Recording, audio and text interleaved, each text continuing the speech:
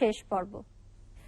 রবীন্দ্রনাথ পণ্ডিত ভীমরাও শাস্ত্রীর কণ্ঠে মিয়া মল্লার রাগে ত্রিতালে নিবদ্ধ একটি খেয়াল বল রে পাপিয়ারা শুনে অত্যন্ত অনুপ্রাণিত হন।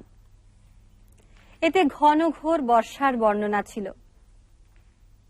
রবীন্দ্রনাথও বর্ষার বর্ণনা দিয়েই লিখলেন কোথা যে উধাও হল। গানটি ১৩৩২ বঙ্গাব্দে ভাদ্র মাসে বিচিত্রা ভবনে অভিনীত শেষ বর্ষণ পালায় অন্তর্ভুক্ত হয়েছিল।